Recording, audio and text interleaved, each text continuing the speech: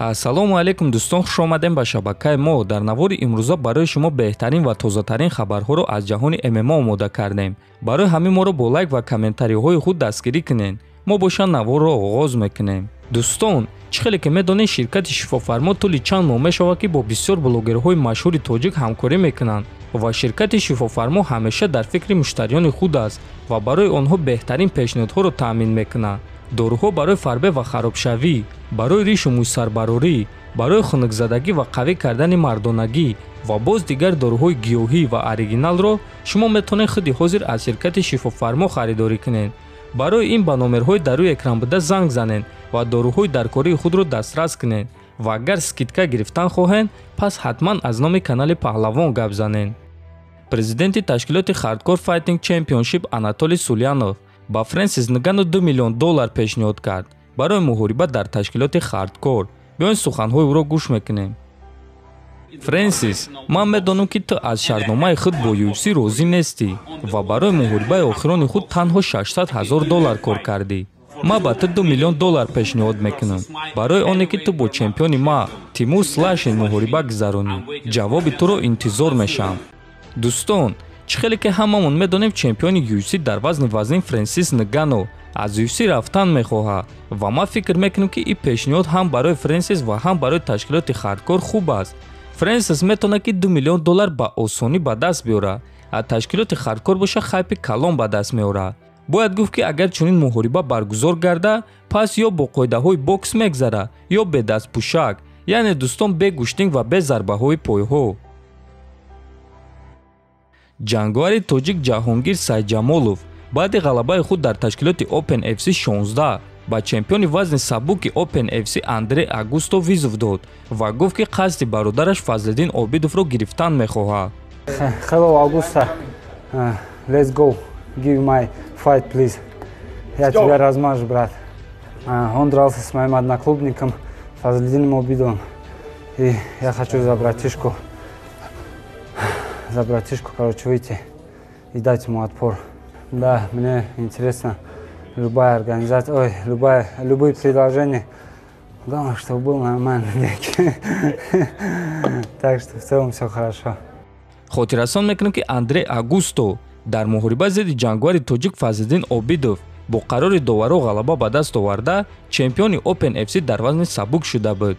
Дӯстон, худи шумо чунин муҳориба Ҷаҳонгир Сайҷамолов зидди Андрей Агусторо дидан мехостен ё не? Метавонед фикротонро нависен.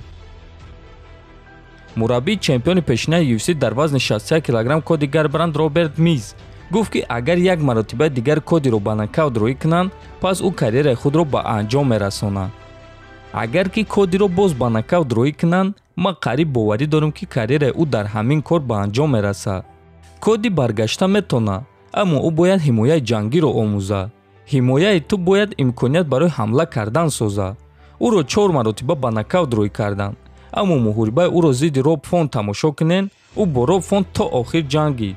шояд ки ӯ пеш аз охирон муҳорибаи худ аз сабаби вазнкамкунӣ бадани худро азоб додааст, гуфтааст Роберт. Хотиррасон мекунем ки Коди Гарбранд охирон муҳорибаи худро дар вазни нав, яъне 57 кг зидди Кайкара Франс гузаронида, дар якум раунд бо тариқи нокаут шикаст хӯрда буд. Дӯстон, чанд рӯз пеш мо навор кардем ва гуфтем ки UFC яке аз ҷанговарони деринаи худ Ҷереми Стивенсро ронданд ва акнун ӯ ҷанговари озод аст ва имрӯз хабар баромад ки ӯ бо ташкилоти PFL шартнома бастааст ва акнун дар гран-прии мавсими нави PFL дар вазни сабук баромад мекунад. Бояд гуфт ки Ҷереми Стивенс дар UFC дар вазни ним сабук, яъне 66 кг баромад мекард, а дар PFL бошад дар вазни сабук, яъне 70 кг баромад кардан мехоҳад. Ҷереми аввалин муҳорибаи худро моҳи апрел мегузаронад, аммо зидди ки ҳозирашда маълум нест. ва ҳамчунин дӯстон, як хабари дигар, варзигари тоҷик Лоиқ Раҷабов гуфт ки бо ташкилоти PFL шартнома дорад ва ӯ метавонад ки дар мавсими нав иштирок кунад. аз ин ҷо савол пайдо мешавад ки Лоиқ бо Ҷереми Стивенс вохӯрда метавонад ё не? Бале, метавонад, аммо дӯстон, як савол, ин чиз ба Лоиқ дар кор ҳаст ё не? Ҷереми Стивенс дар UFC дар вазни 66 кг баромад мекард ва ӯ аввалин маротиба ба вазни сабук, яъне 70 кг мебарояд. Ҷереми аз соли 2018 ягон маротиба ғолиб шудагӣ нест. барои чӣ Лоиқ бо ӯ ҷанга, дар ҳоле ки Лоиқ ду карата финалисти ташкилоти PFL аст? ва ӯ чанд рӯз пеш ғалаба дар якум раунд ба даст овард. Бояд онҳо зидди лоиқ муҳориба талаб кунанд. дӯстон, мо набояд ки статуси лоиқро паст кунем. худтон як маротиба фикр кунен, ҷангоре ки дар UFC дар вазни 66 килограмм қариб дар ҳама бой медод ва лоиқ бояд зидди ӯ ҷанга, дар ҳоле ки лоиқ дукарата финалисти PFL аст.